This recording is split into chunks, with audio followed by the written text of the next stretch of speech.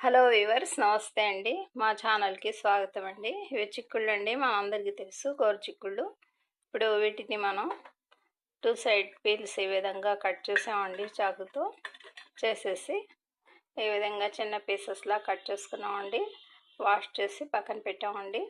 చూస్తున్నారు కదా, ఇందులో ఫైబర్ అధికంగా ఉంటుందండి. ఈ చిక్కుళ్ళని యూస్ చేయడం వల్ల మా హెల్త్కి చాలా మంచిదండి. వీటిని కర్రీ లాగా, ఫ్రై లాగా తయారు చేస్తారండి. ఇప్పుడు మనం మాత్రం ఫ్రై తయారు చేసుకుందామండి. మా వీడియోని తిలకించండి వ్యూవర్స్. చూస్తున్నారు కదా, ఈ విధంగా మనం చిక్కుళ్ళని పీసెస్లా కట్ చేసుకున్నామండి. ఇక నెక్స్ట్గా వీటిని బాయిల్ చేద్దామండి. పీసెస్ వాష్ చేసామండి. కుక్కర్లో ఈ పీసెస్ని యాడ్ చేసుకుందామండి, వాష్ చేసిన పీసెస్ని. ఇక అందులో 1/2 స్పూన్ ఉప్పు అండి, కొద్దిగా పసుపు అండి,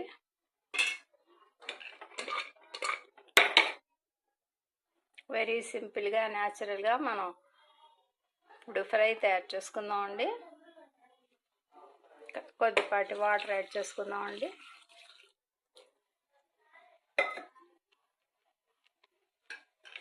ఉప్పు పసుపేనండి ఓన్లీ ఇందులో, ఇంకా ఏవీ లేవండి.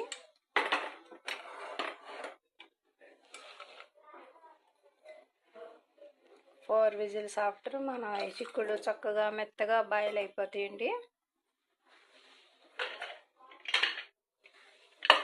కుక్కర్ లాక్ చేసుకుందామండి.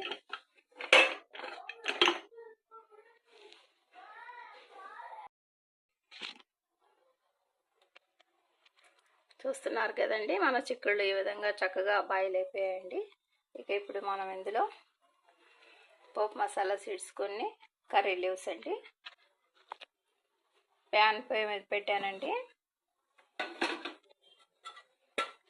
అందులో మనం కొద్దిపాటి ఆయిల్ యాడ్ చేసుకుందామండి.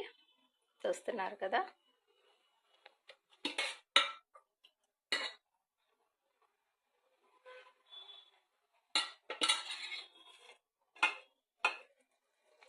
పోపు మసాలా సీడ్స్ అండి. చూస్తున్నారు కదా, ఇక కర్రీ లీవ్స్ అండి.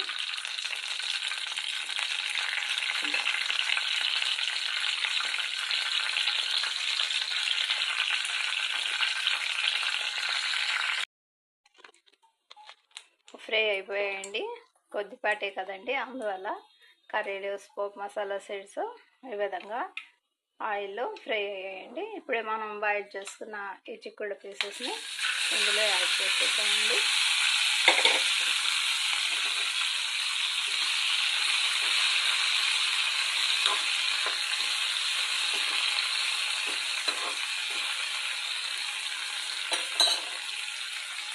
రెండు నిమిషాల పాటు ఈ విధంగా మనం ఫ్రై చేసుకుందామండి. కర్రీ లీవ్స్, పోపు మసాలా సీడ్స్తో మన చిక్కుళ్ళు ఈ విధంగా ఆయిల్తో ఫ్రై అవుతున్నాయండి. వెరీ సింపుల్ ప్రాసెస్తో మనం ఇప్పుడు ఈ ఫ్రైని తయారు చేస్తున్నామండి. మా వీడియోని లైక్ చేయండి ప్లీజ్.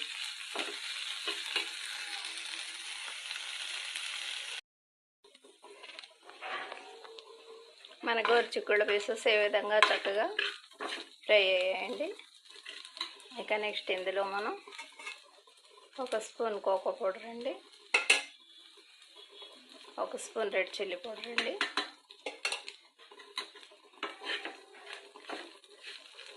అన్నీ ఈ విధంగా చక్కగా మిక్స్ చేసుకుందామండి. న్యాచురల్గా, సింప్లీగా మన గోరు చిక్కుళ్ళ ఫ్రై రెడీ అయిపోయిందండి. చూస్తున్నారు కదా,